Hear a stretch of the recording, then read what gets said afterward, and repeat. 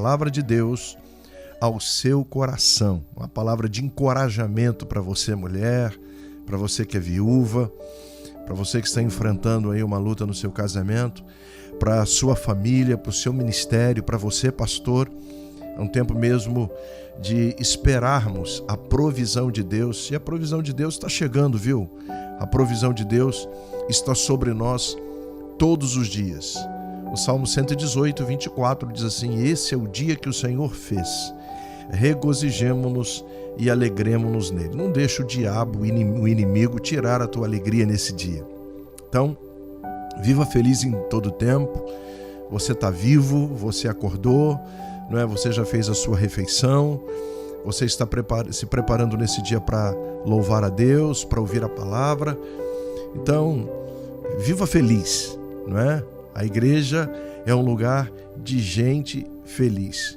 Lá em Neemias, capítulo de número 8, quando eles terminaram a reconstrução das muralhas de Jerusalém, eles disseram: a alegria do Senhor é a nossa força.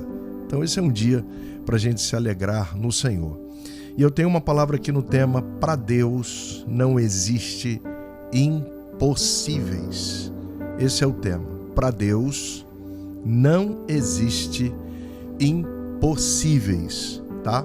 Eu quero ler aqui 2 Reis, capítulo de número 4, um texto conhecidíssimo do povo de Deus, e tirar daqui pelo menos 3 verdades para nos encorajar ao longo dessa semana. A palavra de Deus é assim: certa mulher das mulheres dos discípulos dos profetas clamou a Eliseu dizendo: meu marido, teu servo, morreu. E tu sabes que ele temia o Senhor. É chegado o credor para levar os meus 2 filhos para serem escravos. Eliseu então lhe perguntou: o que é que eu posso fazer? Então ele responde à viúva com a pergunta: o que é que eu posso fazer? Diz-me o que é que você tem em casa. E ela respondeu: tua serva não tem nada em casa, senão uma botija de azeite. Então disse ele: então vai, pede emprestadas vasilhas a todos os teus vizinhos, vasilhas vazias, não poucas. Então entra, fecha a porta sobre ti e sobre os teus filhos, e deita o azeite em todas aquelas vasilhas, e põe à parte a que estiver cheia. Partiu, pois, dele e fechou a porta sobre si e sobre os seus filhos. Estes lhes chegavam com as vasilhas e ela as enchia. Cheias as vasilhas, disse ela a um dos meninos: chega-me aqui, traga-me mais uma vasilha. Mas ele respondeu: não há mais vasilha nenhuma. E o azeite parou. Então foi ela e fez saber ao homem de Deus, e ele disse: vai, vende o azeite, paga a tua dívida, e tu e os teus filhos vivei da abundância, vivei do resto. Para Deus não existe impossíveis. Obrigado, Pai, pela leitura do texto, dessa palavra extraordinária, e pedimos-te que tu tragas as aplicações, as verdades e as revelações que estão contidas aqui, para que essa palavra surta, ó Deus, nessa tarde o efeito do encorajamento, seja uma palavra motivadora, que seja uma palavra para levantar, que seja uma palavra, Senhor, para aguçar a nossa fé. Fala conosco e te daremos toda a glória. É o que te pedimos no nome de Jesus. Amém e amém. Queridos, esse texto que nós lemos fala de uma mulher viúva. Essa mulher, ela está atravessando pelo menos 4 problemas aqui gravíssimos. O primeiro problema que eu destaco é o emocional. Essa mulher está enfrentando um problema seríssimo nessa questão emocional, como muitas pessoas estão. Ela havia perdido seu marido, e agora ela corre o risco de perder também os seus 2 filhos. Os credores Foram até a sua casa, bateram a porta, pediu para que ela arrumasse as malas dos meninos, porque eles voltariam para levar os meninos para que eles fossem escravizados. Então, o primeiro problema que ela está enfrentando aqui é um problema emocional. O segundo problema que ela está enfrentando aqui é um problema financeiro, porque o marido tinha algumas dívidas e com o óbito as coisas ficaram mais difíceis, complicaram para ela, que não tinha como honrar os compromissos que ele havia deixado. Ela é viúva, ela disse ao profeta: eu não tenho nada em casa, só tenho um pouquinho de azeite lá. Então ela está enfrentando um problema financeiro. O terceiro problema que ela está enfrentando aqui é um problema jurídico, porque o texto diz que o credor está processando essa mulher. Ela está sendo processada pelo credor, que ameaça a mulher dizendo que vai levar os 2 filhos. Esses meninos, eles serão levados como escravos. Essa palavra servos, que aparece também no texto, são escravos também. Eles pagariam uma dívida com trabalho. Então eles seriam levados e muito difícil voltariam. Então ela está enfrentando um problema jurídico, ela está enfrentando um problema de perda, ela está enfrentando um problema emocional, ela está enfrentando um problema financeiro, mas essa mulher também está enfrentando um problema familiar. Por quê? Porque ela vai ficar sem família, né? Ela perdeu o marido e agora está para perder os 2 filhos. Então essa mulher vai ficar só.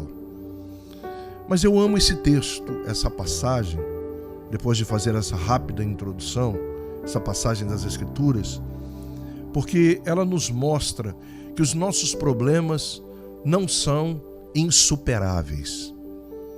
Esse texto é muito claro em afirmar para nós que os nossos problemas não são impossíveis de serem solucionados, de serem resolvidos, porque para Deus não existe impossibilidades. Os nossos problemas não são maiores do que as possibilidades de Deus. Então, para Deus, não existe impossíveis. Por quê? Porque a última palavra é sempre do Criador e Provedor. Deus sempre tem a última palavra. É aquela palavra derradeira, é aquela palavra final, é aquela palavra que eu e você estamos esperando nele.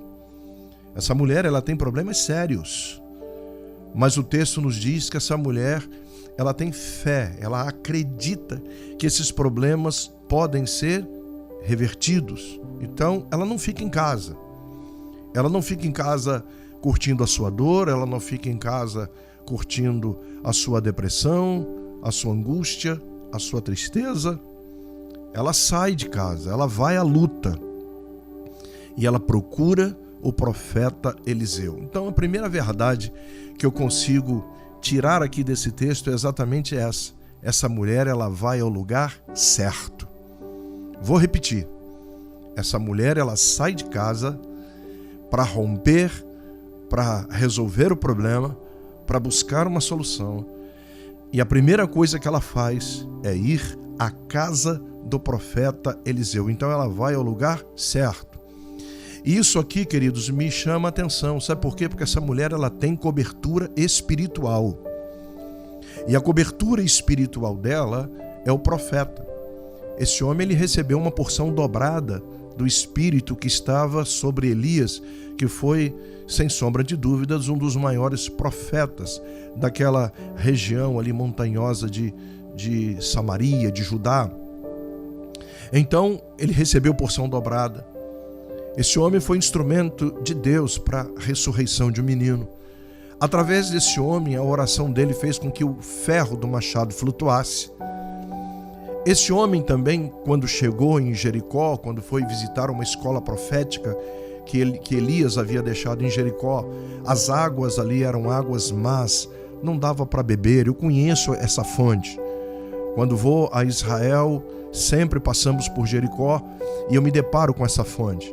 Ele faz um ato profético, ele pega sal, joga na água, libera a palavra profética e essas águas se tornam águas boas. As pessoas que vão lá bebem dessa água. Então, esse profeta não é um profeta qualquer. É um homem de Deus. É a cobertura espiritual dessa mulher. Ela vai ao lugar certo. E aqui eu te pergunto, você está numa igreja? Você tem a cobertura espiritual de um pastor? Tem um pastor que ministra sobre você, que te cobre, que te disciplina, que te confronta, que te ama, que te abraça, que te abençoa? Se você não tem, você precisa ir no lugar certo. Você precisa de uma cobertura espiritual. O texto nos diz que ela fala ao profeta em poucas palavras. Ela diz ao profeta: tu conheces bem minha casa. O meu servo, ele temia ao Senhor. E Eliseu faz duas perguntas. A primeira pergunta que ele faz para ela é: eu não sei o que fazer. Em outras palavras, o que é que eu posso fazer? Eu gosto dessa resposta de Eliseu, porque Eliseu não é Deus. As respostas, elas vêm de Deus. Nem sempre nós temos as respostas. Os homens fazem planos, diz a Bíblia, mas a resposta certa, ela vem do Senhor. Lá em Isaías diz que os caminhos do nosso Deus são mais altos do que os nossos caminhos e que os pensamentos do Senhor são mais altos do que os nossos pensamentos. Então ele diz: olha, eu não sei o que fazer diante dessa situação dramática que você está vivendo. Mas aí ele recebe uma revelação que vem do céu. Eu acredito, o manto desceu, se descortinou sobre ele. E quando ele faz a segunda pergunta: o que é que você tem em casa? A mulher respondeu: tua serva não tem nada em casa. Eu perdi tudo. O que eu tinha, os credores já levaram. Eu não tenho móveis, eu não tenho eletrodomésticos, eu não tenho roupa de cama, eu não tenho básico, eu não tenho mais nada. Tua serva não tem nada em casa. Ela respondeu para o profeta. Mas ela pensou: mas espera aí. Tem um pouco de azeite. E ela fala para o profeta, em outras palavras, assim: perdi muito, mas não perdi tudo. Eu ainda tenho. Eu ainda tenho. Diga isso. Você pode dizer isso, você que está no seu automóvel agora, me dando carona, ouvindo essa palavra, você que está em casa, você que está ouvindo através do seu celular, da internet, diga: eu ainda tenho. Os credores me levaram muito, mas não levaram tudo. Eu ainda tenho um pouco de azeite. Eu estou pregando para alguém nessa tarde que no vai e vem da vida perdeu alguma coisa. É possível que eu esteja pregando para mulheres enlutadas, para gente que perdeu um ente querido, perdeu um filho, perdeu uma filha, perdeu um parente, perdeu a esposa, perdeu o marido. Você perdeu muito, mas você não perdeu tudo. A Bíblia fala de Jó, né? Jó, ele perdeu muita coisa.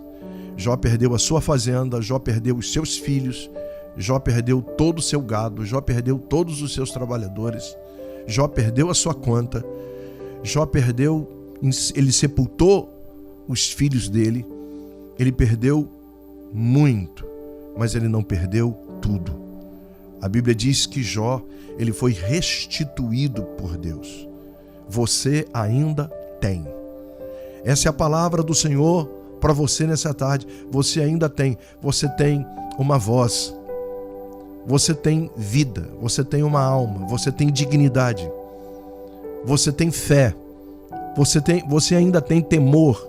Você ainda tem um pouco de azeite. Você ainda tem um pouco de unção. Deus vai usar o pouco que você tem para recuperar tudo aquilo que você perdeu. Meu Deus, olha que forte. Então esse pouco que você tem, disponibiliza. Esse pouco que você tem, coloca para Deus. Não é tempo de desistir. É tempo de dizer para Deus: Senhor, eu tenho pouco. Deus vai usar esse pouco que você tem para recuperar tudo aquilo que você perdeu. A Bíblia nos fala de alguns personagens. A Bíblia nos fala do filho pródigo, lembra? O filho pródigo perdeu tudo. Ele perdeu tudo quando se desviou. Ele perdeu o dinheiro, ele perdeu os amigos, ele perdeu a dignidade, ele perdeu a sua moral, ele perdeu a paternidade, ele perdeu a casa, perdeu tudo. Mas ele sabia que seu pai estava vivo. O pródigo sabia que existia uma casa que lhe aguardava. Então ele resolve voltar. Perdeu muito, perdeu muito, perdeu muito, mas não perdeu tudo. Ele disse assim: eu vou voltar para a casa do meu pai. Você lembra do cego Bartimeu? Bartimeu era cego. Ele vivia mendigando. Ele teve os seus olhos arrancados. Ele vivia à margem e só tinha uma capa. Então ele perde os seus olhos, mas ele não perdeu os ouvidos. Ele perdeu muito, mas ele não perdeu tudo. E ele ouviu que Jesus estava em Jericó naquele dia, que Jesus está perto, que Jesus está curando, que Jesus está ali. Então ele não tem os olhos para enxergar, mas ele tem os ouvidos. Bartimeu, ele perdeu muito, mas ele não perdeu tudo, porque ele foi curado, ele foi restituído da sua visão. Você ainda tem alguma coisa. Sua vida não está acabada. Sua vida não está destruída. Sua vida não está paralisada. Sua vida não é um lixo. Porque você tem algo para Deus reutilizar para poder trazer também uma multiplicação. A segunda verdade que eu vejo aqui nesse texto é exatamente isso aqui, ó. O nosso testemunho pode fazer a diferença para reverter o irreversível. Nosso testemunho. O texto nos diz que o profeta libera o comando. Pede vasilhas emprestadas aos vizinhos. Vai, e os seus filhos também. Traga bastante vasilhas. E o texto, ele é claro, ele é enfático. Vasilhas não poucas. Em outras palavras, traz muitas vasilhas. Traz tudo que puder, porque Deus hoje vai operar um milagre dentro de casa. O azeite vai multiplicar dentro de casa. A obra vai acontecer dentro da tua casa. Então, bastante vasilhas. E isso aqui é tremendo. Primeiro, sabe o que eu aprendo aqui? É que essa viúva, essa vizinha, ela tinha um ótimo testemunho na vizinhança. Porque todos os vizinhos foram o quê? Solidários. Ninguém negou vasilha. Emprestaram todas as vasilhas que tinham. E aí a pergunta: será que nós amamos os nossos vizinhos? Será que nós vivemos bem com eles? Será que a gente é capaz de dar a paz de Cristo para os nossos vizinhos? De abençoá-los? De dizer: eu estou solidário com a tua situação. Eu tenho orado por você. Você tem convidado seus vizinhos para virem às células, aos GCs, que são grupos de crescimento. E isso aqui me chama atenção, porque todos os vizinhos daquela mulher emprestaram as vasilhas. Por quê?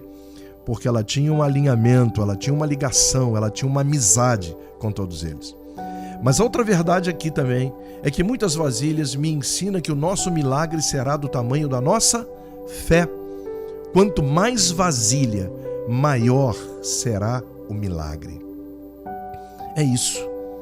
A Bíblia diz lá, através do escritor aos Hebreus, que sem fé é impossível agradar a Deus. Porque a fé é o firme fundamento das coisas que se esperam e a prova das coisas que se não veem. Então, a fé, ela é o segredo. A fé e a oração são duas armas importantíssimas que nós carregamos dentro de nós para gerar a provisão do eterno. Quanto mais vasilhas, maior será o milagre, porque é a sua fé que vai gerar o milagre dentro da sua casa. É através da sua fé que o seu marido vai se converter. É através da sua fé que a tua esposa virá para Deus. É através da sua fé que o teu filho desviado vai voltar. É através da tua fé que a tua vida financeira vai mudar. É através da tua fé que o teu deserto e a tua escassez se transformará num pomar, como nos diz o Salmo de número 26. Faz-nos regressar outra vez, Senhor, como as torrentes do Neguebe. Aquele que espera a preciosa semente andando e chorando, voltará sem dúvida com alegria, trazendo consigo os seus feixes, os seus resultados. Então o milagre vai acontecer primeiro aonde? Na tua casa. O texto nos diz que os filhos traziam as vasilhas e ela enchia. Mas antes disso tem uma palavra. Entra na tua casa, fecha a tua porta sobre ti e sobre os teus filhos. E aqui eu aprendo uma lição.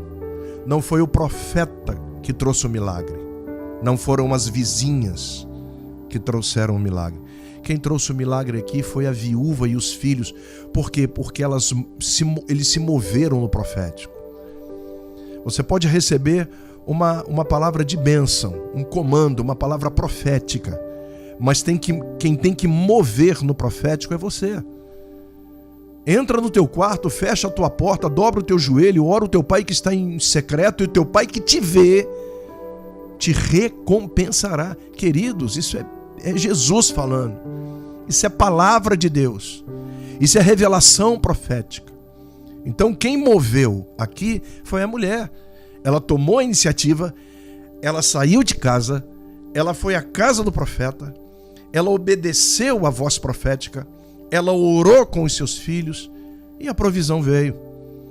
Então, aonde aconteceu o milagre? Foi na casa do profeta? Não, poderia ter acontecido lá. Onde aconteceu o milagre? Foi na casa dos vizinhos? Não, foi na casa da viúva. Então Deus tem uma verdade aqui para nós. O primeiro grande milagre que Deus vai fazer é na tua casa.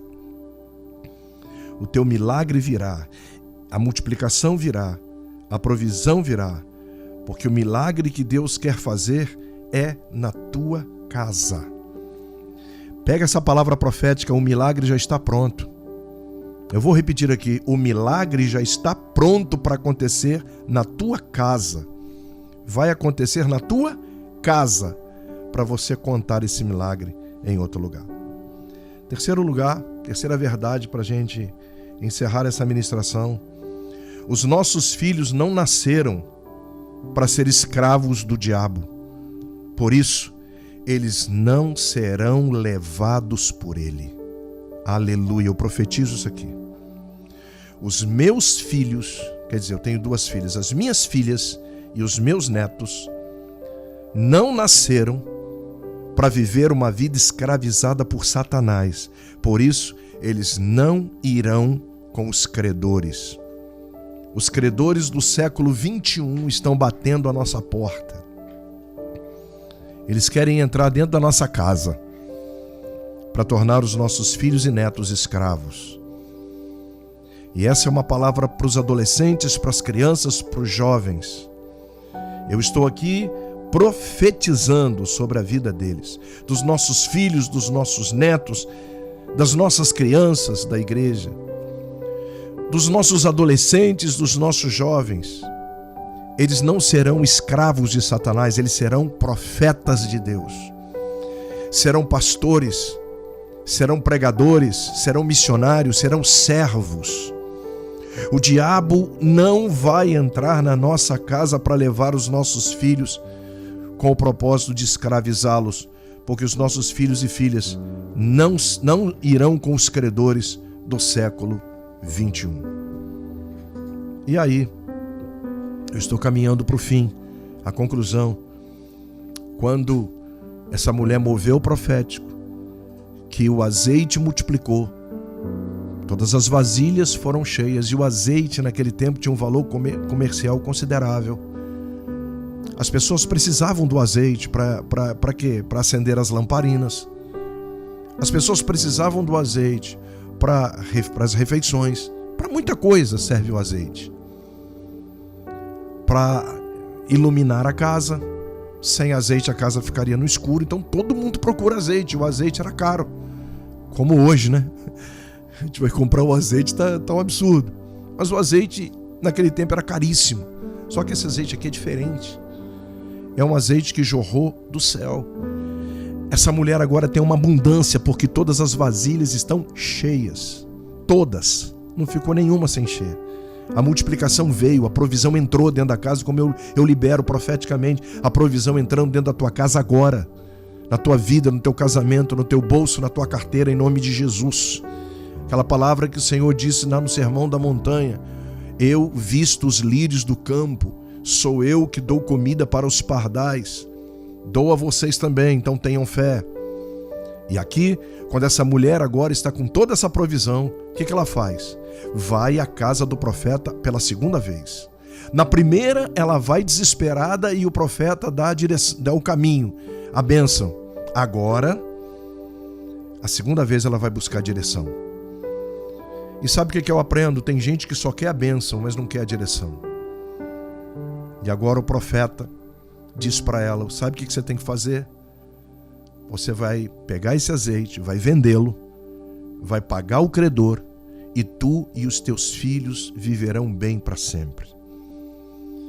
Quando eu vejo isso aqui, eu lembro dos 10 leprosos, porque só um voltou para agradecer, lembra? Tem muita gente, né, pastor Dário, que quer só a bênção, mas não quer a direção. Os 10 leprosos foram curados. Quantos receberam a bênção? Os 10. Mas só um voltou para agradecer. Só um voltou para buscar a direção. E sabe o que eu aprendo? É que 10 foram curados, mas um só foi salvo. Porque aquele que voltou para agradecer, Jesus falou para ele: vai, a tua fé te salvou. Nem todo curado é salvo, mas todo salvo é curado. Receba essa palavra. Nem todo curado é salvo, mas todo salvo é curado. Você precisa voltar para pedir a direção de Deus. Não sai fazendo as coisas de qualquer maneira, deslocadamente. Vem na cabeça, não. Peça a direção. Entra debaixo de uma cobertura. Volta para a igreja, procura o teu pastor. Você tem que estar dentro da igreja. O lugar da gente é dentro da arca, porque o dilúvio está aí matando muita gente. E ali nós estamos seguros, nós estamos protegidos. Termino. Essa mulher experimentou uma grande reviravolta na sua vida, porque ela fez as coisas certas. A providência de Deus na sua vida será maior do que a tua necessidade. Repito, a providência de Deus na sua vida será maior do que a tua necessidade. Ela começou no luto e terminou com vida. Ela começou ameaçada e terminou próspera. Ela começou sem saída e terminou restaurada. Ela começou preocupada e terminou aliviada, porque para Deus não há impossíveis. Deus abençoe. Fique com essa palavra no nome de Jesus.